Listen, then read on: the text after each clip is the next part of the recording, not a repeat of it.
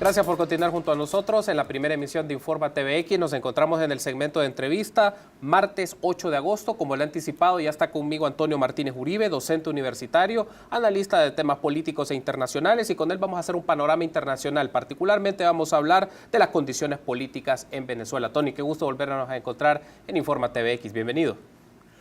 Muchas gracias por la invitación.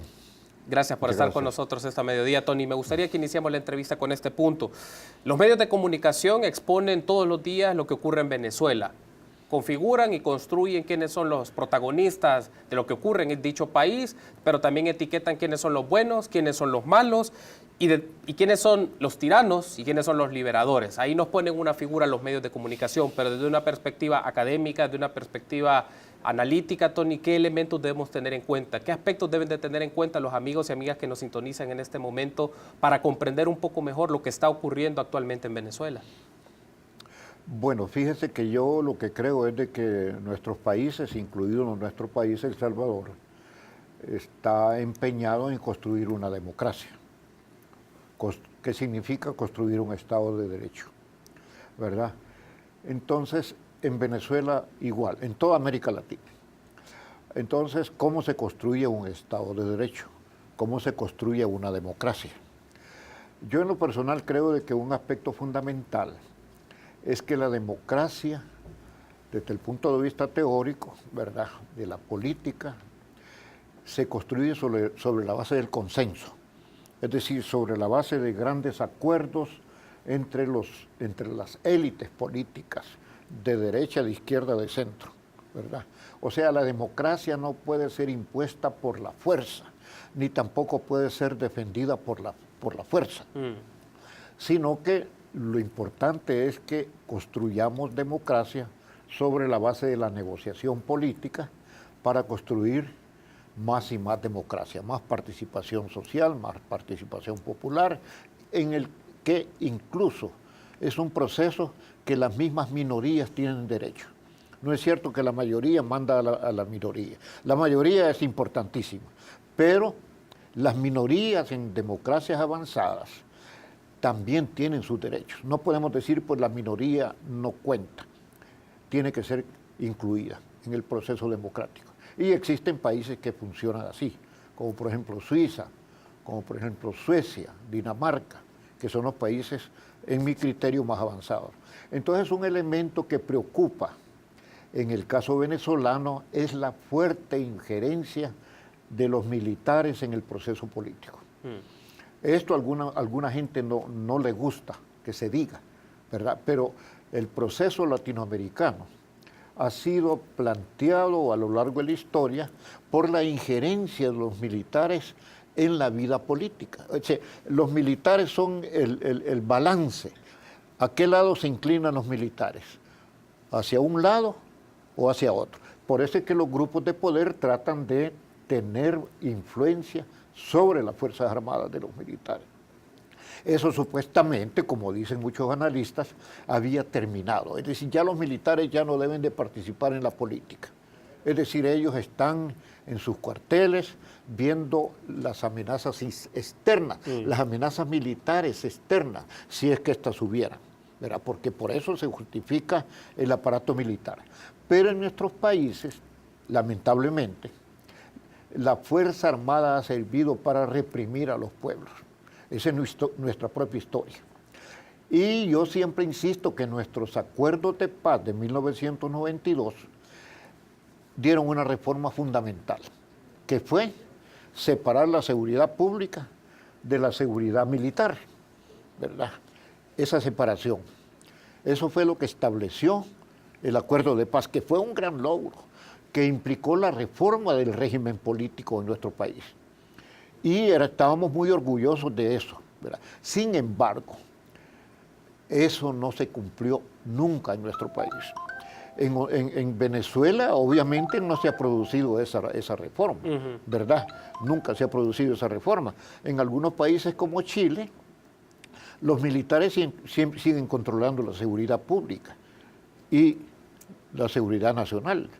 En Ecuador todavía es una reforma que no se plantea, nosotros la hicimos aquí. Pero ahora lo que vemos en nuestro país es de que de nuevo los militares están involucrados en seguridad pública. Y en Venezuela, ¿verdad? Para no perdernos el tema central, pero una cosa está relacionada con la otra, los militares tienen una gran injerencia en las decisiones políticas en este momento. Lo voy a plantear de esta manera, Tony, Sí. perdón que le interrumpa, pero me parece Sí. interesante esta afirmación. Podríamos decir que la injerencia del grupo militar como un grupo político, como un grupo de poder en la dinámica venezolana ha sido lo que ha fragmentado, si lo pongo de esta manera, como una afirmación para el debate, ha fragmentado el régimen democrático en Venezuela. ¿Considera usted, Tony? Yo creo que sí, yo creo que sí. Yo creo de que, fíjese que los militares tienen puestos de gobernación, tienen cargos en los ministerios. El señor Diosdado es militar y es el que aparece hablando de la situación, ¿verdad?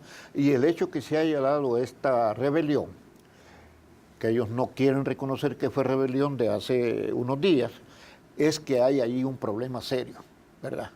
Es un problema serio. Entonces yo creo de que sí ha habido una violación de ese principio. ¿Por qué es una violación? Porque es querer imponer un proyecto por la fuerza. Y eso no se vale en la democracia, desde el punto de vista teórico. Es decir, ese régimen, el gran problema que creo que tiene el señor Maduro, es que la Asamblea Constituyente es una decisión unilateral, que no la apoya la oposición venezolana. Esto quizás no le puede gustar a algunos amigos que piensan de una manera diferente, porque yo no creo de que se trate de defender a Maduro o atacarlo, ¿verdad? Sino que de señalar eso que es un error. Y el problema es que la injerencia de la fuerza no tiene que ver con el proceso democrático, sino que tiene que ver con un proceso de dictadura en el que una minoría poderosa impone a la nación la voluntad de la minoría, marginando completamente al resto. Eso creo que no se va a poder hacer en Venezuela. ¿Qué implica, Tony, para una sociedad que se configure una asamblea constituyente? ¿Por qué hago esta mención? Una asamblea constituyente implica modificar las reglas del juego, cambiar una constitución. Y era interesante, lo decíamos antes de entrar al aire, Tony, el hecho de que Hugo Chávez configura también un esquema político estable en lo que se puede discutir y una constitución bastante interesante. Pero ahora con la dinámica de Maduro y la gestión de Maduro se quiere hacer modificaciones a la Carta Magna, la Constitución, a la que define básicamente las reglas políticas y la distribución del poder en una sociedad, en el Estado. ¿Cómo lo valora usted este punto, Tony? Claro, a mí me parece que es una contradicción, porque si estamos hablando ahí de que es un proceso instaurado por Chávez. Chávez era otra persona, era otro tipo de liderazgo. Era militar, pero era un hombre para mí muy brillante, muy culto y con un impresionante liderazgo en Venezuela. Bueno, para tal grado de que ganó una cantidad de elecciones, ¿verdad? Y cambió la Constitución, cuestión que él se comprometió a hacer cuando tomó la palabra.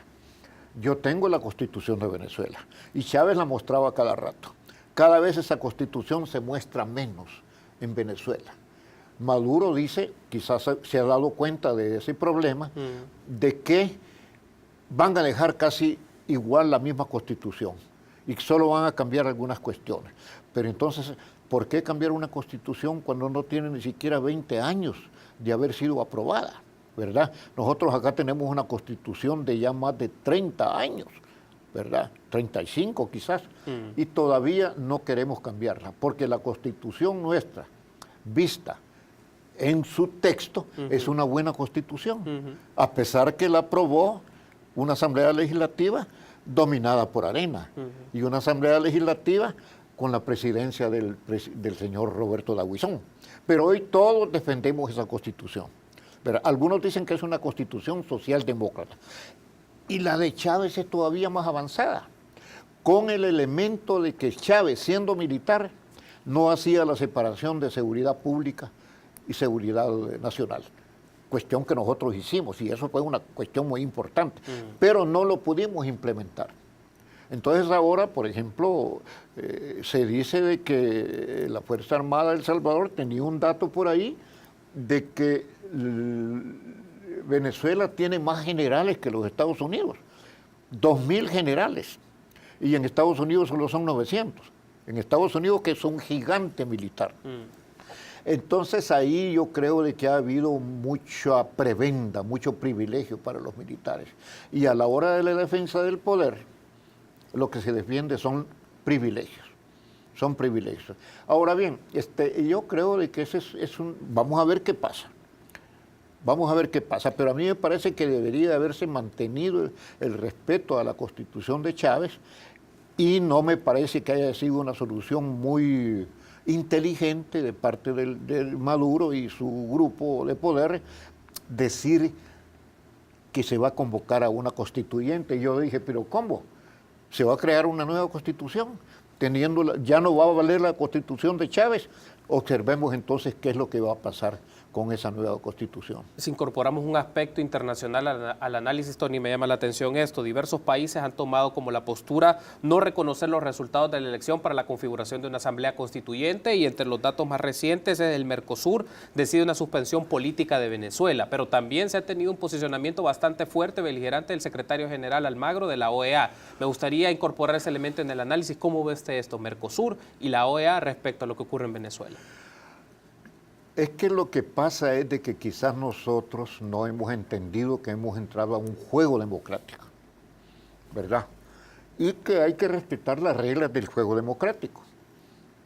Almagro es un demócrata. Todos los gobiernos europeos nos ven a nosotros como de acuerdo a su concepto de democracia, que tiene que respetar ciertas reglas del juego, como usted dice. Tenemos que, si nos metimos a hacer democracia dentro del sistema y dentro del régimen político, pues tenemos que respetar las reglas del juego. Eso quiere decir, sobre todo, respetar los organismos creados para hacer valer el proceso constitucional. Entonces, Mercosur, pues obviamente han dejado en suspenso a Venezuela. Almagro, yo escuché el discurso de él, y si yo estoy defendiendo el régimen de Maduro, obviamente no me gusta. Pero desde el punto de vista del juego democrático, en el que incluso nosotros nos comprometimos a jugar, pues así es la cuestión. Claro, aquí hay todavía mucho prejuicio, y en el caso de Venezuela, pues lo que se está haciendo precisamente es intentando cambiar las reglas del juego de la Constitución de Chávez, ¿verdad? Que ya ha sido modificada. Yo no sé qué pensaría Chávez si estuviera vivo, ¿verdad? Pero yo creo de que quizás estaría por defender su Constitución y no aceptar de que haya, digamos, un cambio tan drástico. Y en esta lectura, Tony, ¿cómo podemos incorporar como una variable, como una pieza a Estados Unidos? Siempre aparece en la discusión de lo que pasa en la política exterior de diversos países de América Latina, y en el caso de Venezuela, ¿qué hace o qué deja de hacer los Estados Unidos en la región? ¿Cómo podemos incorporar a Estados Unidos acá? En los discursos, que es básicamente eso, en un discurso, el presidente Maduro insiste de que quieren evitar la injerencia de imperialista, quieren evitar la intervención de los Estados Unidos, pero si hacemos una lectura, un análisis de esto, ¿los Estados Unidos tienen participación en esta dinámica, Tony? Por supuesto que sí, claro que sí. Yo creo de que el señor, siempre, todos los presidentes de Estados Unidos han querido preservar la hegemonía de los Estados Unidos, ¿verdad?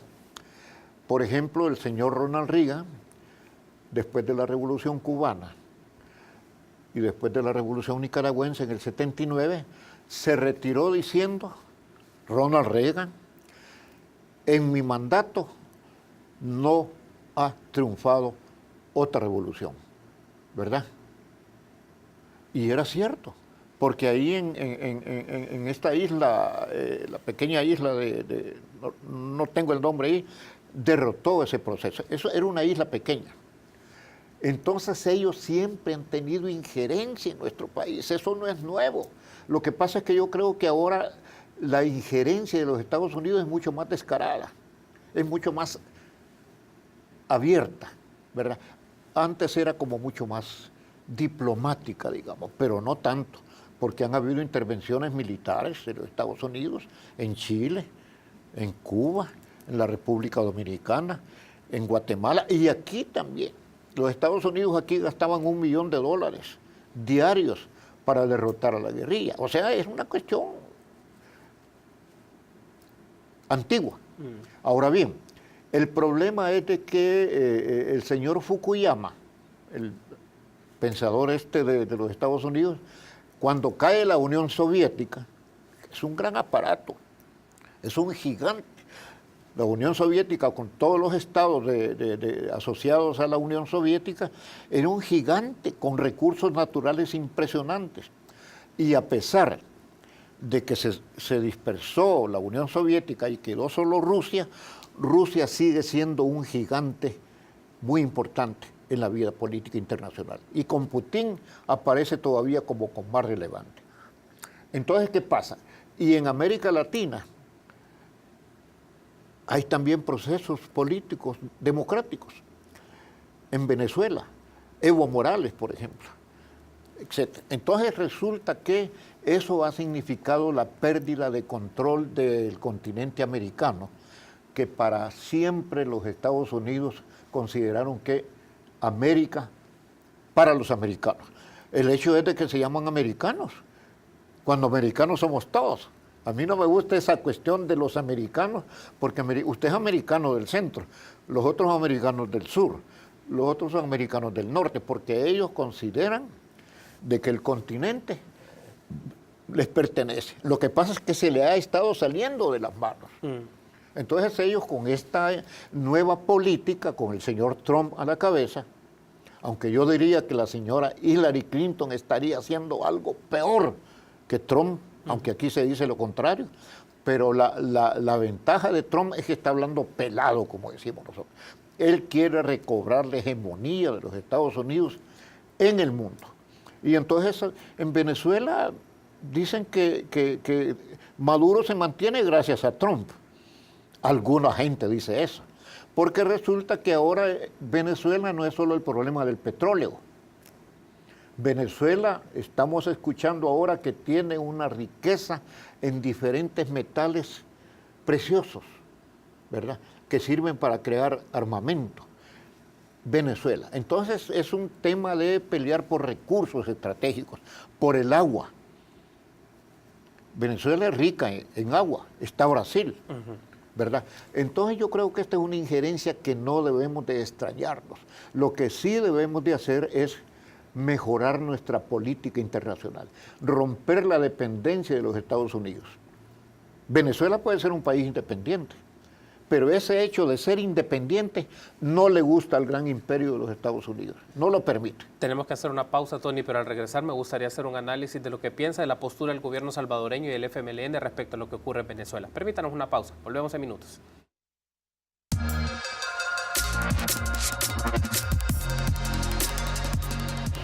Continuamos en el segmento de entrevista de la primera emisión de Informa TVX, Panorama Internacional, Condiciones Políticas en Venezuela. Es el tema que estamos desarrollando en esta oportunidad con Antonio Martínez Uribe, docente universitario y analista de temas políticos e internacionales. Ahora me gustaría, Tony, tener su reflexión de lo que piensa el gobierno salvadoreño de lo que ha ocurrido en Venezuela. Se ha conocido por la postura del gobierno, ha sido la de felicitar al pueblo y gobierno venezolano por los resultados del proceso de elección de la Asamblea Constituyente. Desde su análisis, ¿qué piensa de la postura del gobierno salvadoreño de lo que pasa en Venezuela, Tony?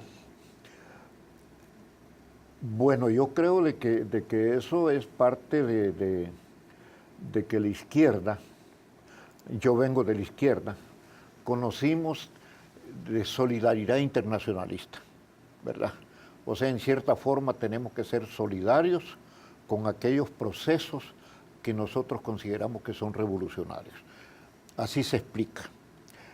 El problema es de que, y el presidente Sánchez Serén ha expresado claramente su apoyo a la constituyente, su respaldo a Maduro, etcétera, etcétera. Eso es claro, la posición de ellos. Y el FMLN también tiene un comunicado oficial en que también expresan su misma postura. Yo sostengo lo siguiente: el presidente salvadoreño no tiene por qué compartir la misma postura de su partido. Yo no lo creo. y se lo he expresado privadamente. Él es el jefe de Estado y debería tener por lo menos algunos matices, ¿verdad? Y no compartir casi totalmente la posición de la Comisión Política del FMLN, porque en su condición de jefe de Estado, el profesor Sánchez Serén, a quien yo respeto mucho, ¿verdad? Le tengo mucha admiración por su trayectoria en la izquierda, debería de tener su propia posición como jefe de Estado, porque aquí en El Salvador hemos tenido un drama a lo largo de toda nuestra historia. ¿Cuál es? De que el presidente de turno, a lo largo de todos los años, en sus últimos 100 años, ha expresado la posición de su grupo de poder, no ha expresado la posición de la nación salvadoreña, porque como jefe de Estado tiene que ser la síntesis de los intereses de toda la nación, ¿verdad? Es decir, de la derecha, de la izquierda, de los empresarios, de los sindicatos, algo que es bastante difícil, porque sabemos de que aquí importantes sectores no están de acuerdo con el proceso venezolano. Pero ahí entonces, si nos ponemos en esa posición, en tanto jefe de Estado, ya nos ponemos en que el que no está conmigo está contra mí. Y yo creo que no es conveniente para un país como el nuestro, en el que debe de mantener excelentes relaciones con los Estados Unidos y excelentes relaciones con Venezuela y con la Unión Europea, con Cuba, es decir, es la expresión de la nación. Y eso creo de que no se está cumpliendo, porque de nuevo, Mauricio Funes no respondía ni siquiera al interés del FMLN, sino que él tenía su grupo de amigos y respondía a su grupo de amigos. Eso fue terrible para el país, porque es el primer presidente de izquierda. Y ahora con el profesor Serén, yo creo que él todavía tiene tiempo para hacer algunos ajustes y tratar de expresar la posición de los intereses contradictorios de la nación salvadoreña, algo que no es nada fácil. Ser jefe de Estado no es nada fácil. Me gustó mucho que se reunieran un día de esto con las AFP para hablar sobre el tema de las menciones. Ese es el trabajo del presidente, ¿verdad? Conversar, ver qué intereses tienen las AFP y tratar de incorporar no los intereses, sino que considerar los intereses de la AFP, ¿verdad? Entonces yo creo de que la posición, yo diría de que me encantaría mucho, me sentiría muy contento de que no fuera la misma posición del Frente la que expresara el presidente de la República, que es el jefe de Estado, es el jefe de todo el Estado. Y el jefe de Estado tiene que ser la expresión del consenso nacional, no la expresión de un partido o de un grupo de poder. ¿Considera usted que esa diferenciación no se ha dado entre la postura de un jefe de Estado y la postura de la Comisión Política del FMLN por la intervención y los intereses que Venezuela ha tenido en el tema del petróleo en el país? Por el vínculo que ha tenido con Venezuela y el FMLN en particular, Tony, y eso ha marcado mucho el posicionamiento de la Presidencia de la República en respaldar las decisiones y las acciones que se están haciendo, que han sido discutidas en el esquema internacional, aún lo ha puesto en debate para partidos y esquemas, por ejemplo, de izquierda en Chile o en Uruguay mismo. Es que mire, cuando estamos hablando de construir Estado de Derecho, yo creo que tiene que haber una clara diferencia entre la política del Estado, la política del partido y la política de las empresas del partido. Ahora el FMLN parece ser como siempre, bueno, Tony Saca, que no era el presidente de Arena, pues, y al mismo tiempo era el presidente de la República. Eso no puede ser. Eso es lo que criticábamos tanto del régimen comunista en la Unión Soviética. El jefe de Estado de la Unión Soviética también era el secretario general del Partido Comunista. Entonces tiene que haber una diferencia. Igual ha pasado en Cuba, ¿verdad? Y lo digo en un sentido propositivo, porque hay un autor que se llama Eduardo Lander, que es de izquierda, sociólogo, que dice de que debemos de aprender de la experiencia histórica. No podemos repetir lo mismo que ya se hizo. Entonces yo creo de que si estamos construyendo Estado de Derecho, tenemos la política de Estado, que no tiene que ser la misma del partido, sino que el partido tiene su política. El partido FMLN, ¿por qué no ver que en determinado momento entra en contradicción con su presidente? Eso es sano para formar a la gente. Pero ahora vemos de que el frente tiene que manejar el Estado, tiene que manejar el partido y tiene que manejar la empresa ALBA. Y esos son intereses diferentes. Si nosotros no hacemos la diferencia entre cada una de las instancias, vamos por mal camino. ¿Cuál es el riesgo de no hacer esa distinción de esas diferencias, Tony, que usted ha mencionado? Bueno, sencillamente yo creo de que debería de haber gente del partido dedicada solo al partido. Los funcionarios del frente dedicados solamente al tema del Estado. Por supuesto que vamos a consultar a nuestro partido, al partido del FMLN, ¿verdad? Pero si el mismo diputado también es de la Comisión Política, fíjese que de los 20 miembros de la Comisión Política del Frente, y lo digo con mucho amor, de los 20 miembros de la Comisión Política, 18 están en el aparato del Estado. O son diputados, o están en el ministerio. En el Ejecutivo. Eso es un problema serio, porque ¿en qué momento diferenciamos? ¿Por qué Arenas tiene una ventaja importante ahorita? Porque Arenas está enfocada en su partido, ellos no tienen problema. No hay ningún dirigente del partido, de la Comisión Política, que esté ahí, este señor, ¿cómo se llama?, nuevo secretario presidente del COENA, él no se mete en cuestiones de la Asamblea, él limpiamente anda haciendo su trabajo a todo vapor. Entonces yo creo que eso debería de hacerse, debería de haber y además el problema es que si estamos más interesados en el Estado, descuidamos al partido. Y para un partido, ¿qué es más importante? ¿El Estado o el partido? Para mí el partido, porque en un juego democrático debemos de reconocer de que el Frente en algún momento va a dejar de gobernar este país. Eso lo tenemos que entender clarito. No vamos a pelearnos por mantenernos a toda costa, sino que la alternabilidad es parte de la democracia. Gracias a eso es de que el Frente ahora está gobernando, ¿verdad? Entonces yo creo de que eso nos genera problemas con el partido. ¿Quién atiende el partido? Porque el partido, si queremos defender al Estado, debemos de tener un partido fuerte.